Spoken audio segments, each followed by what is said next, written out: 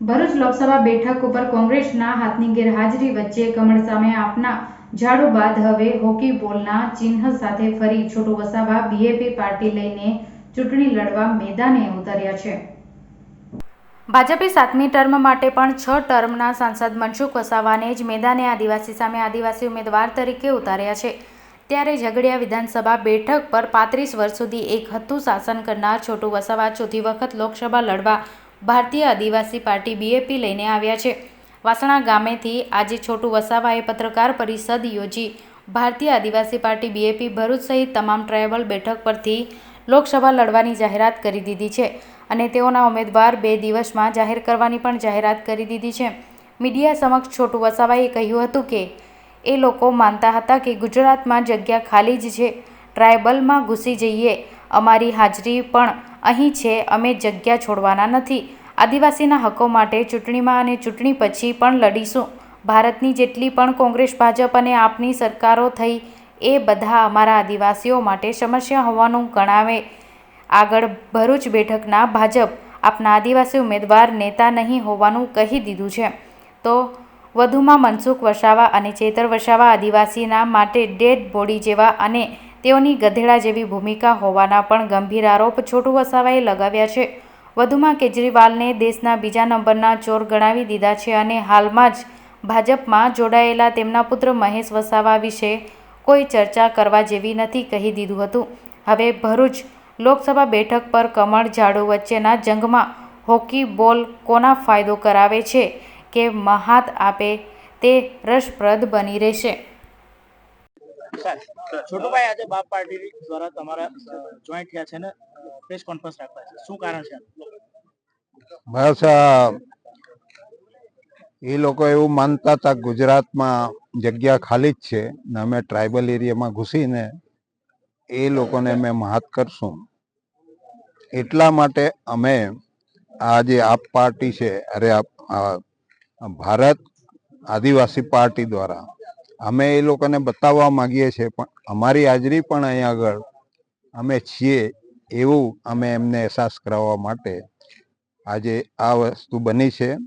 ના આ જે ઝંડા છે એના નેજા હેઠળ આખા ભારતના આદિવાસીઓને જે અન્યાય થાય છે એ અન્યાય માટે અમે લડશું। ચૂંટણી હોય કે પછી આમ જે બધા ઇસ્યુ હોય અમારા માટે અમે તૈયાર છે લડવા માટે, એટલા માટેની આ કોન્ફરન્સ છે અને આ વાત છે। લોકસભા ચૂંટણી આવી રહી છે, કેટલા ઉમેદવાર આપની પાર્ટીમાંથી ઉભા રહેશે? બસ એ નક્કી કરશું તમે કેટલા ઉમેદવાર, જગ્યા છોડવાના નથી અમે, ટ્રાઇબલ એરિયા તો બધો જ લડશું, એનો કોઈ સવાલ છે નહીં। ગુજરાતમાંથી કેટલા ઉમેદવાર ગુજરાત લોકસભા? હા, ઉભા રાખશું ને અમે, શા માટે? સવાલ એમ છે કે બાપ પાર્ટીમાંથી ગુજરાતની 26 સીટમાંથી કેટલા ઉમેદવાર ઉભા રહેશે? 26 માંથી એ અમે નક્કી કરશું હવે નજીકના બધા હાથે પરામર્શ કરી। પાર્ટીના એજન્ડા શું રહેશે બાપ પાર્ટી? બસ અમારા એજન્ડા 5 શિડ્યુલ 6 શિડ્યુલ આદિવાસીઓને જે મુશ્કેલી પડી છે અત્યાર સુધી, સંવિધાનની વાત થઈ નથી, અમારું જે શોષણ થયું છે એ બધા મુદ્દા અમારા છે જ, આજે બી ઘૂસપેઠ કરે જ છે અહીંયા આગળ, એ બધા મુદ્દાને લઈને લડશું અને મોટું આંદોલન પણ કરશું। ચૂંટણી છે એટલા માટે નહીં, ચૂંટણી નહીં હશે અને અમારી જે મુશ્કેલીઓ સમસ્યા જે પેદા થઈ છે, હું તો માનું છું ત્યાં સુધી ભારતની જેટલી બી સરકારો થઈ એ કોંગ્રેસની હોય, ભાજપની હોય કે આપની હોય, તો એ બધી જ જે ચૂંટણીઓ થઈને સત્તામાં આવ્યા એ બધા અમારા માટે મોટા મોટી સમસ્યા છે। એ સમસ્યાને દૂર કરવા માટે અમે ભેગા થઈને લડવાના। તમારી સામેની જે શક્તિ છે એની સામે લડવા માટે ને હરાવવા માટે ભરૂચ બેઠક અમે એને કોઈ શક્તિ માનતા જ નથી, અમારા લોકો ભેગા થઈ જશે, એ શક્તિ અમારી આગળ કઈ છે નથી। ભરૂચ બેઠક પર છોટુભાઈ ઉમેદવારી કરશે? હે, ભરૂચ બેઠક પર છોટુભાઈ મેં કહ્યું તો ખરું, કોઈ જગ્યા બાકી નથી મૂકવાના, કોણ કરશે તે નજીકમાં ખબર પડી જશે તમને। જ્યારે જ્યારે પણ ઇલેક્શન આવશે ત્યારે છોટુભાઈ પાસે અલગ અલગ પાર્ટીઓ આવતી છે સાથે જોડાતા સંગઠનમાં જોડાતા હોય, તો આની પાછળનું કારણ છે? અમારું સંગઠન છે એટલા માટે આવે છે ને એ લોકો એમની બદમાશી સામે અમે લડીએ છીએ, એટલે એ લોકોને ખબર છે કે આ લોકોને વાત કરવી પડશે ને અમને પકડશે, એટલા માટે પૂછપરછ કરવા આવતા હશે, બહુ હિંમત કરતા નથી કોઈ। કોંગ્રેસ સાથે ગઠબંધન થયું હતું, આમ આદમી પાર્ટી સાથે થયું હતું, કેમ કે અમારું એટલું બધું પેલું સંગઠન હતું નહીં એટલા માટે। હવે તો આખા દેશની અંદર જે પાર્ટી બની છે આદિવાસી જે પાર્ટી બની છે અમારી, એ પાર્ટી દ્વારા અમે લડવાની ક્ષમતા ધરાવીએ છીએ અને લડશું અમે. ખડુભાઈ, હાલમાં લોકસભા બેઠક પર ભરૂચમાં પણ 2 આદિવાસી નેતાઓ સામે છે. હા, એ વિશે તમે શું કહેશો? એ નેતા છે જ નથી, કેમ કે મનસુખભાઈ તો 30 વર્ષથી ચૂંટાય છે, એક શબ્દ અમારા માટે બોલ્યા નથી. આટલું બધું સ્ટેચ્યુ ઓફ યુનિટી બનાવી ત્યાં ગામડા ખતમ કરી નાખ્યા છે આ લોકો. તો એવા માણસને કેવી રીતના વોટ આપશું અમે? શા માટે આપવા દઈશું? જાગૃત કરીને અમે આપવા નહીં દઈએ.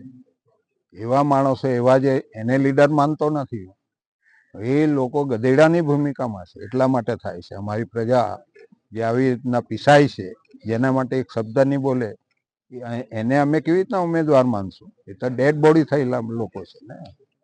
ખડુભાઈ, તમે હંમેશા યુવાનોની વાત કરો છો, યુવા આદિવાસીની વાત કરો છો, જો કરવી છે એ પણ યુવા આદિવાસી છે, તો એમને સમર્થન કેમ? ચૈતર વસાવા વેચી ખાતા હોય બીજાને, તો એને કેવી રીતના અમે સપોર્ટ કરવાના છે?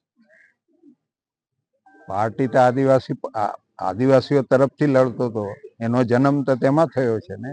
અત્યારે ક્યાં ગયો છે? દેશનો મોટો ચોર છે, એના કરતા બીજા નંબરનો ચોર આ કેજરીવાલ છે. એમાં જાય તો અમારે શું સમજવાનું છે? આવનારી લોકસભાની અંદર આદિવાસી વોટ બેંક જે ભરૂચ બેઠક પર છે તે વિભાજિત થશે એવું નથી લાગી રહ્યું? ના, બિલકુલ નહીં. અમે લડશું આ પાર્ટી દ્વારા, એટલે બધા ભેગા થવાના છે અમારા. છોટુભાઈ, શું તમારો પુત્ર મહેશભાઈને બાપ પાર્ટીમાં સમાવવા માટે પ્રવેશ કોઈ કરાશે? ના, અત્યારે એની ચર્ચા કરવા જેવી નથી, જૂની વાત થઈ ગઈ છે. ભરૂચ લોકસભા માટે બાપ પાર્ટીમાંથી ઉમેદવાર કોઈ કહ્યું ને, 2 દિવસમાં નક્કી કરીને તમને જાણ કરી દઈશું. ડન.